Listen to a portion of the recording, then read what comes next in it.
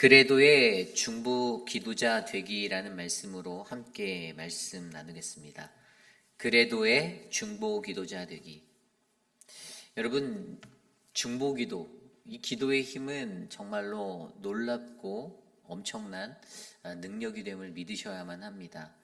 여러분들이 기도하시는 이유도 바로 그 안에서 역사하시는 성령 하나님의 그 능력과 은혜를 믿기 때문이잖아요. 그렇기 때문에 우리는 늘 하나님 앞에 기도하고 나아갑니다. 우리가 잘 알고 있는 찰스 스펄전, 이 침례교단의 목사님, 유명한 설교가로 유명한 찰스 스펄전이 이러한 말을 했습니다. Whenever God determined to do a great work, He first set His people prayer. 그 사람에 대해서 하나님께서 세우실 때 가장 먼저 어떤 일을 하든지 기도자를 꼭 세워두신다라는 거. 그래서 위대한 일을 행하실 때마다 하나님은 가장 먼저 기도의 사람들을 불러서 세워주신다라는 그러한 말을 하였습니다. 우리들에게도 어떠한 일을 하든지 간에 기도보다 성령보다 앞서지 않는 그러한 일들이 일어나기 원합니다. 가장 먼저 기도가 일어나고 기도로 사역이 준비되어지고, 우리 VBS를 하면서도 여러분들이 계속 기도해 주시고 또 사역자들이 또 모든 교사들이 그렇게 기도하면서 이 사역이 준비되고 있어요. 그렇기 때문에 어떤 일을 하든지 하나님은 우리 안에서 기도로서 역사하시는 그 하나님이심을 믿어야만 합니다. 그런데 오늘 예레미야 14장 1절에서 12절까지의 말씀은 그러한 중보 기도자로서의 예레미야의 모습을 바라보게 합니다. 예레미야가 자신에게 심판의 메시지를 이스라엘 백성, 남유다 백성에게 전하라고 하고 하나님의 말씀을 받아 그것들을 전하였을 때 그의 마음은 무지 힘들었을 겁니다. 엄청나게 힘들었을 거예요. 심판의 메시지가 이게 뭐 그냥 가벼운 메시지가 아니라 한 민족과 나라, 특별히 이 나라가 그냥 멸망하게 될 수 있는 처지, 자신의 두 눈을 뜨고 바라보았던 북이스라엘 멸망을 바라보았기에 어찌 보면 그의 마음 가운데 전해지는 고통은 한이 없이 컸을 것입니다. 그래서 그가 하나님의 메시지를 받고 그 메시지를 전하며 나아가면서도 그가 놓지 않은 것이 있는데 그것이 바로 중보기도라는 것입니다. 오늘 예레미야 14장의 이 말씀이 바로 그 중보기도자로서의 예레미야의 모습을 우리에게 보여주고 있습니다. 위기가 찾아옵니다. 그들이 죄로 말미암아 죄의 깊은 수렁에 빠졌을 때 그들에게 어떠한 위기가 찾아온다라고 오늘 말씀은 전하고 있습니까? 우선 1절 말씀에 이렇게 나옵니다. 가뭄에 대하여 예레미야에게 임한 여호와의 말씀이라. 가뭄이라는 것이 눈에 보입니다. 현상적으로 그들이 가뭄을 직면하게 되었음을 우리에게 설명해 주고 있습니다. 그 가뭄을 가지고 오늘 그들에게 비유해서 얘기해 주는 두 가지 모습이 있는데, 첫 번째 모습이 바로 텅 빈 우물의 모습을 설명하고 있습니다. 오늘 말씀 3절에 보면 귀인들은 자기 사환들을 보내어 물을 얻으려 하였으나 그들이 우물에 갔어도 물을 얻지 못하여 빈 그릇으로 돌아오니 부끄럽고 근심하여 그들의 머리를 가르며 라고 나오고 있습니다. 여기 보면 첫 번째 이 3절 말씀에서 우리는 텅 빈 우물을 바라봅니다. 우물이 메마른 거예요. 비가 오지 아니하니 가뭄이 찾아오니 그곳이 메말라 버렸습니다. 그래서 그들이 어떻게 반응합니까? 자신의 종을 보내서 그곳에 가서 길러와라, 물을 길러와라 하였는데 그 종이 돌아올 때 미안하여 얼굴을 들지 못한다라고 나옵니다. 4절 말씀에도 뭐라고 나왔습니까? 땅에 비가 없어지면 지면이 갈라지니 밭 가는 자가 부끄러워서 그의 머리를 가르는도다라고 나와 있습니다. 이 땅에 비가 없으니 밭을 가는 자들도 머리를 가르다, 얼굴을 가리었다라고 설명하고 있는 것입니다. 왜입니까? 우물에 물이 없어서, 또 밭에도 비가 없어서, 땅에 비가 없어서 그들이 아무것도 할 수 없는 그러한 인생이 되었다라는 것을 설명해 주고 있습니다. 그리고 그 뒤에 나오는 말씀 5절과 6절입니다. 들의 암사슴은 새끼를 낳아도 풀이 없으므로 내버리며 들나귀들은 벗은 산 위에 서서 승냥이같이 헐떡이며 풀이 없으므로 눈이 흐려지는도다. 아멘. 이 말씀은요, 그들이 어떻게 해요? 풀이 없어서라는 것을 보여주고 있는데요. 그들이 풀이 없다라고 말하고 있습니다. 암사슴이 새끼를 낳아도 풀이 없어서 그 새끼를 내어버리는 상황이 되었고요. 들나귀들도 풀이 없어서 쇠약해져서 자신이 앞을 제대로 보지 못할 정도로 자신의 이 식생활이 되지 않는 것을 설명해 주고 있습니다. 그들에게 찾아온 위기적인 이 상황들을 텅 빈 우물과 그리고 풀이 없는 것 같은 모습으로 설명하고 있습니다. 그러한 현상들이 그들에게 그들의 삶이 얼마나 고통스럽고 힘든 인생이 되는지 그러한 인생들을 우리에게 설명해 주고 있습니다. 가뭄이 찾아올 때 텅 빈 우물이 되는 것, 들판에 풀이 없는 것, 사실 우리가 이 세상을 살아갈 때에도 우리가 죄 가운데 거하고 이러한 위기들을 맞을 때가 있습니다. 내 삶에 생명이 없는 것 같고 내 삶에 이 물과 같은 생명의 근원이 흐르는 것 같지 않고 내 삶에 그 넓은 푸른 초장에 살면서도 풀이 없는 것 같은 메마른 인생, 그러한 인생들이 바로 죄라는 것들 때문에 우리에게 찾아올 수 있다는 것들을 기억하셔야만 합니다. 그러한 현상 속에서 예레미야가 이제 기도를 드리며 나아갑니다. 오늘 말씀 7절, 8절, 9절 말씀입니다. 여호와여, 우리의 죄악이 우리에게 대하여 증언할지라도 주는 주의 이름을 위하여 일하소서. 우리의 타락함이 많으니이다. 우리가 주께 범죄하였나이다. 이스라엘의 소망이시여, 고난당할 때에 구원자이시여, 어찌하여 이 땅에서 거류하는 자같이 하룻밤을 유숙하는 나그네 같이 하시나이까? 어찌하여 놀란 자 같으시며 구원하지 못하는 용사 같으시니까? 여호와여, 주는 그래도 우리 가운데 계시고 우리는 주의 이름을 일컬음을 받은 자이오니 우리를 버리지 마옵소서. 아멘. 예레미야의 호소, 예레미야의 기도는요, 첫 번째로 주님의 이름을 호소하고 있습니다. 주의 이름에 호소하는 거예요. 이 주의 이름에 호소한다라는 것은 무엇입니까? 주님, 당신의 이름은 이러한 이름인데 당신의 명예에 어긋나지 않게 일을 행하옵소서라는 기도와 같습니다. 이 기도는 대표적으로 출애굽기 32장에 나와 있는 모세의 중보 기도에도 나와 있습니다. 시내산에서 금송아지 사건을 일으켰던 이스라엘 백성들을 향하여서 하나님이 진노하셨고, 하나님이 그들을 향하여 그들은 목이 뻣뻣한 백성이니 내가 그들을 진멸하리라라고 말씀하셨습니다. 그런데 그것에 대하여 모세가 출애굽기 32장 11절에 이렇게 기도합니다.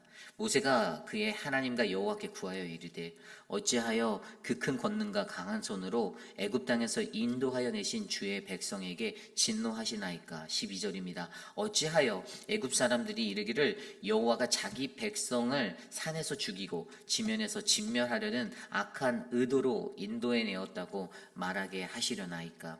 주의 노를 그치시고 뜻을 돌이키사 주의 백성에게 이 화를 내리지 마옵소서. 아멘. 어떻게 당신의 명예에 어긋나게 금이 가게 당신의 체면에 이러한 일들을 하십니까? 라고 그것들을 구하여 또 모세의 중보 기도가 있습니다.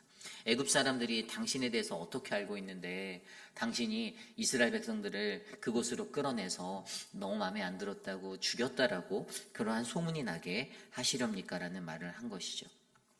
결국에 하나님께서는 모세의 이 중보 기도를 듣고 나중에 그의 마음을 돌이키시죠. 그래서 출애굽기 32장 14절에 여호와께서 뜻을 돌이키사 말씀하신 화를 그의 백성에게 내리지 아니하셨다라고 기록하고 있습니다. 가장 먼저 모세도요, 하나님의 이름을 언급하며 주님, 당신은 이러한 분이고 크고 권능과 강하신 분이신데 당신의 명성은 세상에서 이렇게 알려주신 분인데 왜 당신의 그 명성에 어긋남, 그 무너뜨림을 가져오면서까지 이렇게 하시나요라는 하나님께 이러한 탄원을 드렸던 것입니다.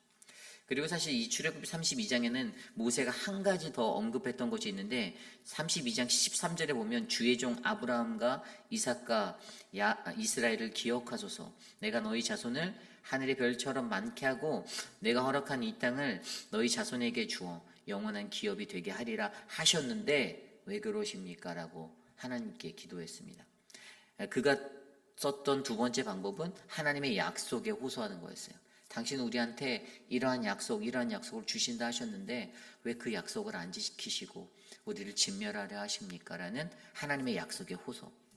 결국에 이 출애굽기 32장에 나타난 모세의 중보 기도를 통하여 하나님의 이름으로 그의 체면을 언급하며 호소하였던 당신의 명예에 맞는 존재가 되어 주십시오라는 그러한 기도를 드렸던 모세, 그리고 하나님의 약속을 상기시킴으로 긍휼을 구함으로써 하나님의 언약의 관계, 하나님과의 언약의 관계로서의 우리들을 상기시키고 하나님 그러한 언약 아래 놓여 있는 우리들을 용서하여 주시옵소서라고 구하였던 모세를 바라보게 한다는 것입니다.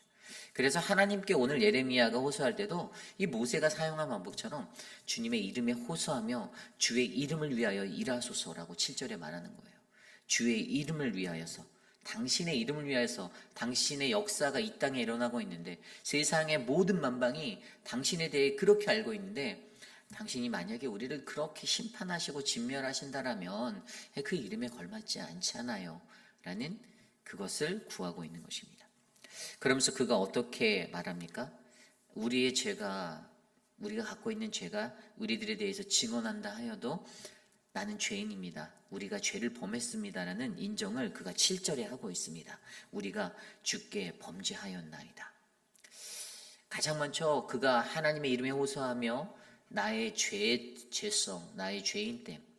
이게 이스라엘 남유다의 모든 백성의 문제였잖아요. 그런데 예레미야는 그것을 나의 죄로 인정하고 우리가 주께 범죄하였습니다라는 이 고백을 하며 나아가고 있다는 것입니다.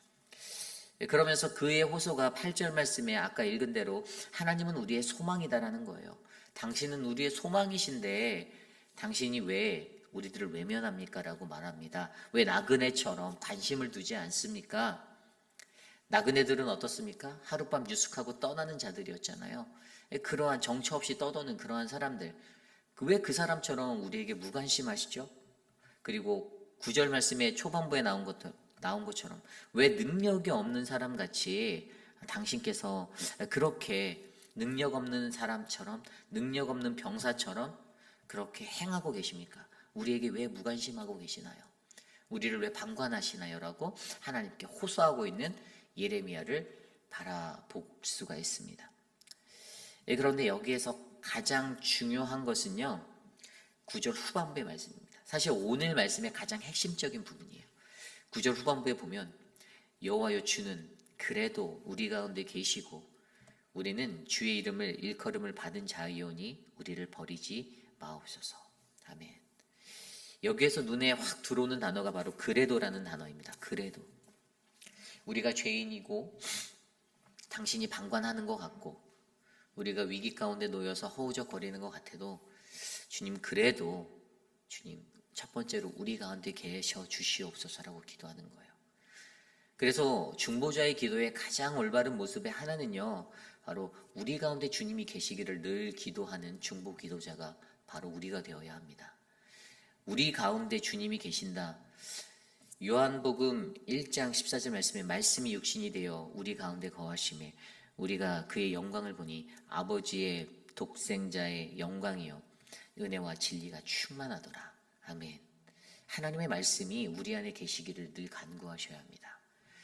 주님이 우리 안에 거하시도록, 주의 말씀이 내 안에 있도록, 우리 안에 넘쳐나도록 중보자들은 그 기도를 하셔야 되는 거예요. 결국에 우리도 우리의 공동체를 위해서 기도할 때 우리 공동체의 죄성을 바라보고 우리 자신의 죄를 바라보며 하나님 주의 말씀이 우리 안에 거하도록 역사하옵소서, 내 안에 주의 말씀이 임하도록 역사하옵소서라는 이 기도를 하셔야 합니다. 그리고 두 번째가 우리를 버리지 마옵소서라는 기도를 해야 돼요. 이 우리를 버리지 마옵소서. 그런데 9절 후반부에 보면 이것에 대한 근거가 주의 이름으로 일컬음을 받았기 때문이다라고 얘기해요. 이곳에 계신 저와 여러분 우리도 또 남유다의 모든 백성들도 주의 이름으로 일컬음을 받은 주의 백성입니다. 그러기에 주님께 우리가 매달릴 수 있는 것은 아버지 우리 좀 버리지 마세요예요. 부모가 자식을 버리는 것이 어렵잖아요. 불가능하잖아요. 그렇기 때문에 그 아버지 앞에 호소할 수 있는 것은 주님 나는 당신의 아들이고 당신의 백성이오니 주의 일컬음으로 세움을 받고 부르심을 받은 나를 내가 죄졌다고 해서 팽개치지 마시고 버리지 말아달라는 간구를 해야 되는 것입니다. 시편 71편의 저자는 그러한 간구를 이렇게 표현합니다. 시편 71편 18절. 하나님이여, 내가 늙어 백발이 될 때에도 나를 버리지 마시며 내가 주의 힘을 후대에 전하고 주의 능력을 장래의 모든 사람에게 전하기까지 나를 버리지 마옵소서. 아멘. 그가 지나간 세월들을 회상하고 현재 당하는 고난 앞에서 하나님의 구원을 간구할 때 그는 이 기도를 드렸습니다. 내가 백발이 되어 늙어버릴 때까지도 내가 있는 힘을 다해서 내 후대의 사람들에게 당신이 어떠한 분이며 당신의 능력을 선포하고 내가 당신을 전하기까지 제발 주님 나 좀 버리지 마세요 라고 간구했습니다. 저는 오늘 이 중보자적인 기도가 우리 공동체 안에 일어나길 원합니다. 여러분들의 기도, 저의 기도가 되길 원합니다. 우리가 무엇을 기도해야 합니까? 우리가 하는 행사가 그냥 잘 되게 해주시고요. 우리가 바라는 내 모든 가사가 늘 형통하게 하시고 우리 교회도 사람들이 막 많이 채워져서 헌금도 많이 나오게 하시고요. 여러분 그 기도보다 더 중요한 거는 주님 우리 안에 주님이 계시옵고 주의 말씀이 계시고 주님 우리 안에 주님께서 나를 버리지 마셔서 우리를 버리지 마셔서 우리가 늘 주의 길에 서게 하옵소서라는 이 기도가 울려 퍼져야 한다는 사실을 기억하셔야만 합니다. 하나님께서는요 분명 우리들을 사랑하십니다. 우리들을 사랑하시기에 하나님은 우리들을 포기하지 않으신다라고 저는 믿습니다. 인간이기에 연약한 인간이기에 늘 죄 가운데 거하잖아요. 넘어지기도 하고 좌절도 합니다. 그럼에도 불구하고 우리가 그때마다 힘을 낼 수 있는 이유는 누군가가 나를 위해서 기도하고 있다는 사실을 기억하셔야 하는 거예요. 그리고 나를 그러한 기도의 중보자로 세워 놓았다는 겁니다. 아까 처음에 제가 말씀드렸던 것처럼 찰스 스펄전, 개인적으로 굉장히 좋아하는 그런 설교가이자 목회자인데 그분의 생각 가운데는 늘 이 기도의 능력을 믿었던 역사가 있었잖아요. 자신의 삶 가운데. 그래서 아까 제가 설명드린 대로 어떤 일을 행하든지 무슨 일을 행하든지 하나님은 반드시 그분의 위대한 일을 하실 때 그분의 기도자들을 먼저 세우신다라고 얘기하는 그 음성을 우리가 기억하셔야 합니다. 그래서 사실 모든 교회의 일들이 진행될 때는요 가장 먼저 기도가 있어야 되는 거예요. 기도를 모아야 돼요. VBS를 우리가 이제 진행하잖아요. 교사들이 열심히 노력하고 땀 흘려서 정말 2주 정도 막 우리 유중훈 전도사님과 모든 사람들이 와서 데코를 하고 체육관 한번 가보세요. 지금 너무나도 잘 꾸며놨어요. 아이들에게 그 가장 행복한 그 마음을 주기 위해서 땀 흘려서 일하고. 근데 그분들이 그렇게만 했을까요? 아니 그렇지 않아요. 우리 전도사님은 뭐 늘상 그렇지만 기도의 자리를 늘 지켜주셨고 저희 교육자들도 함께 모이면 기도하고 학부모들도 마음속으로 분명히 기도했을 거라 믿습니다. 그리고 더 중요한 거는 모든 성도들이 같이 기도하고 있다는 거잖아요. 제가 기도 제목을 나누며 이미 몇 주 전부터 이 BBS에 관해서 광고하고 나눌 때마다 기도 또 기도하잖아요. 그것으로 말미암아 하나님의 일, 그 역사가 일어난다는 것을 우리는 믿으셔야만 합니다. 그렇기 때문에 오늘 이 시대를 살아갈 때 저와 여러분들 안에도 그러한 중보 기도자들이 일어나기를 간절히 소망합니다. 여러분이 그 중보 기도자들이 되어 주십시오.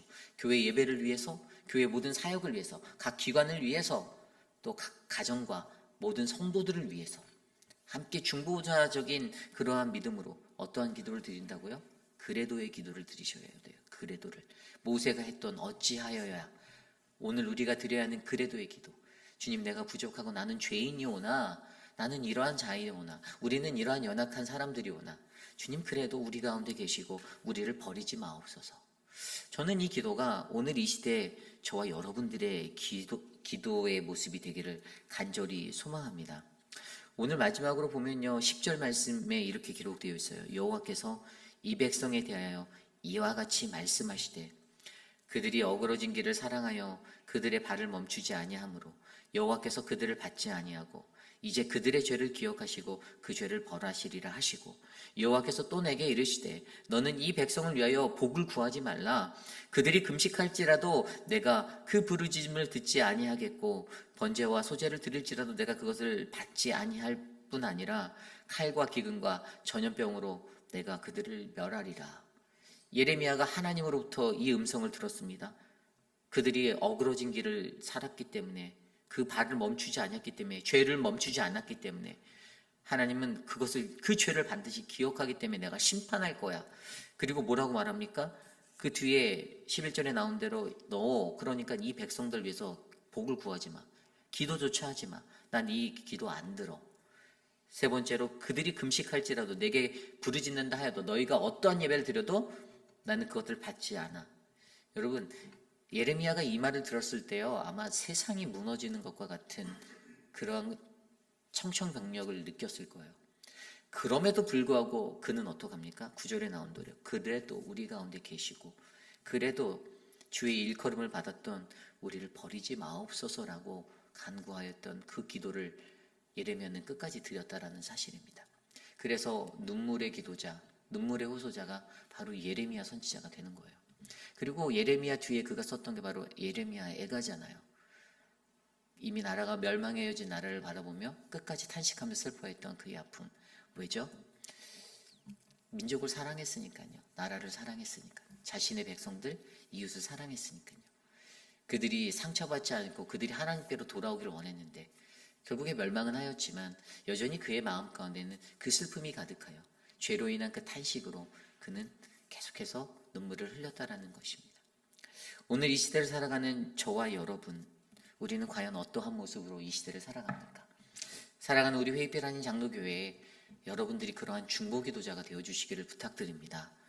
위대한 일을 행하실 때마다 하나님이 쓰시는 기도자가 저는 바로 저와 여러분 우리 모두가 되기를 소망합니다.